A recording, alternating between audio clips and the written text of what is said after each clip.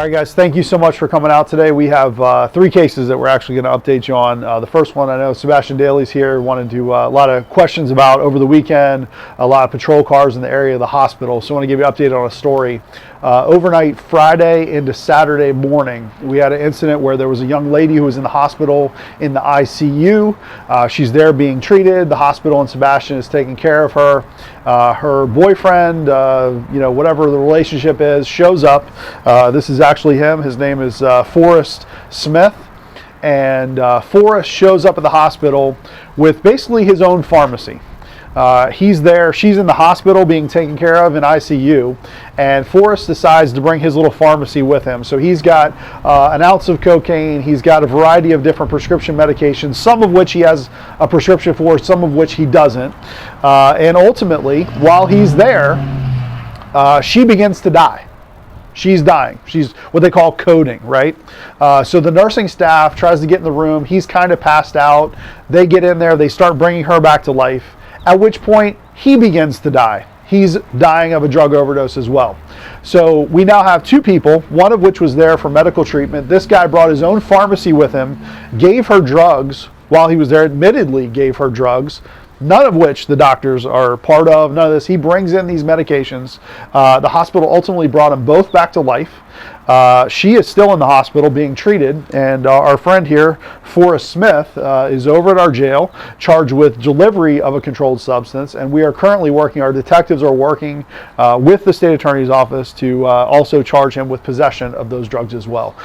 So just a crazy case that this guy shows up over the weekend at the hospital while his friend, his female companion, is in the hospital getting treatment for her issues, and thinks that it's a good idea to be giving his own medication. So we really should charge him with practicing a medicine without a license, right? I mean, this guy is completely out of control, thinking that he knows more than the doctors, and ultimately with what he gave them, the 2 of them could have died. Fortunately, they were in the hospital, and they were alive. Second case that I want to talk to you about. This is James ONeal. Mr. ONeal has a 4-year-old autistic, nonverbal grandson. As a father of an autistic child, I know what it's like. I know it's very challenging. Over the weekend, our agency had our 5th documented encounter with this nonverbal child, where the child was actually at a convenience store, away from the house. The grandfather's supposed to be watching him. He's not watching him. 4 other times we had documented this. We had had conversations with the family, with the mom, with the grandfather. When you leave him in the grandfather's custody, it's not working. This is not good. He walks away. He gets away from him. The grandfather doesn't pay close enough attention.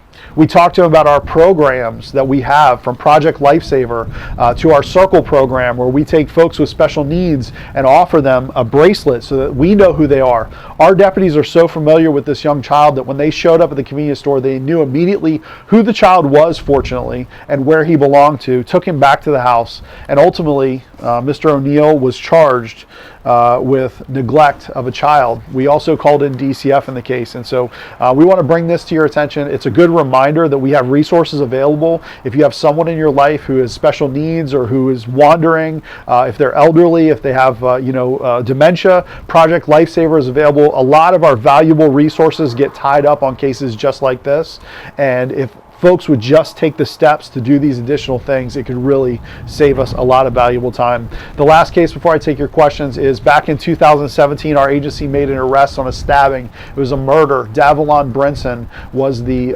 arrested person in that case. Over the course of last week, we had a murder trial at our courthouse, and Davalon Brinson was convicted of first-degree murder. So for those of you who covered that case back in 2017, we're happy to report that the jury returned a guilty verdict, and that our team did an amazing job in that trial. We're very proud of all of them, and that he will be going off to prison for a very long time once he gets through sentencing. So with that, I'll take questions on either one of these cases or that other one. Andy? The hospital, are they local? He is from Jacksonville. Yeah, he listed his address as Jacksonville. Not sure where the female is from. She's still in the hospital though, being treated. Just a crazy situation that he thought he could. And not only that, he goes in at 2:30 in the morning. Now he had been in and out of the hospital, but you know the hospital has regulations. You don't come and go at that time in the morning. He goes in, he gives her medicine, gives her some of these prescription pills. He had almost an ounce of cocaine on him. So I mean, this guy is just completely out of control, thinking he knows more than the medical staff. And for them to take so much that both of them essentially die in the hospital and get brought back to life, just a crazy situation. Do you know how much they took? This one real quick. Sure. Listen, thanks. What's the question? Oh, I was going to say, do you know how much they took, the man in the room, how much cocaine they took? So essentially, once we got on scene, we worked with the nursing staff to go through and do an additional toxicology on the blood and to look into that. Based on the secondary results, we do believe that he gave her one of the pills that ultimately worked against what the hospital was doing for her, which is what caused her to essentially die right there where they brought her back to life.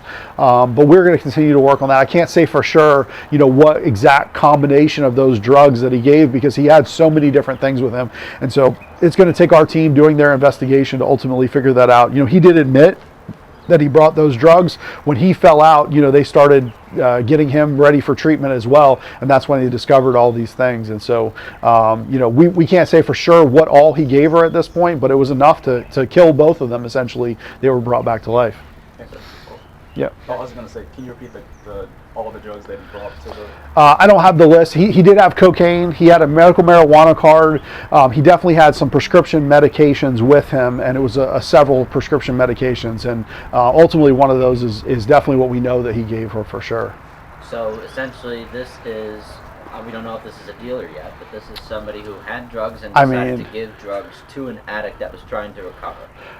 So she's in there for other issues not related to this. She's in intensive care. You know, whether or not she's in pain, the hospital has the right medications for that kind of stuff. For him to be walking around with this pharmacy with an ounce of cocaine, yeah, that's dealer quantity. That's not something that you normally walk into a hospital with. That's not user quantity by any stretch of the imagination. Now, if she's in intensive care and passes away from this complications, is he going to face murder charges? So our team has been doing that, and that's another great point with this, Dylan. Thank you for bringing that up. When our teams have overdose deaths, they go directly into the investigation mode. Where did those drugs come from? How did they get to them? And we've had a number of those cases actually in Fort Pierce in federal court where we've had indictments of people for delivering those drugs and ultimately causing their death. So yes, if she had have passed away, certainly we would be investigating that as a charge today. And what's his name? This guy right here is Forrest Smith. Forrest, common spelling, Smith. Yep. Corey, any questions? Okay. Thank you guys. Other question? Yeah, so is doing this in a hospital an extra charge to be like if you did this to somebody who's receiving at-home care versus somebody in a hospital, would there be different charges? So initially, just to get him in custody, we charge him with delivery of drugs on Saturday, early Saturday. We are working with the state to enhance those charges to hopefully get him charged with the possession. There's some legislation out there about Good Samaritan laws that talk about, you know, somebody can't be charged, they can be charged. Those are all things we're working through the state with right now because we want to make sure that we can hold this guy accountable for what he's done. But so far, we have initial charges to be able to hold him. And what's his relationship to the woman who's in this? They have a relationship there. It's like boyfriend, girlfriend? It's the ex-son-in-law. Ex-son-in-law, so they had a familial relationship. Now, obviously, she couldn't ask him to show up if she was in ICU. Did he just show up? No, she absolutely was. She was still communicating. She actually was communicating. Correct, guys? Yeah, she was communicating. He was in and out visiting her throughout the day. He came back at 2:30 in the morning, and that's when he gave her these drugs that caused her to, die code in the room. And the prescription, do you know what the pills were? I don't have the exact prescriptions of what they were, but he had a variety of different pills with him. Do you have any idea how old the woman was, her age? She's in her 30s? Oh, she's 67. 67, okay, 67. Does he have any priors, any prior records, anything? I don't have that information right now. And the woman, did she live in Jacksonville also, or did I don't she have that also- information right now. Okay. Now, if they were communicating back and forth, were there any texts that maybe said, "Come, bring this"? Our team is looking through all that right now. We're going through that part right now. Thank you guys for being here. Thank you.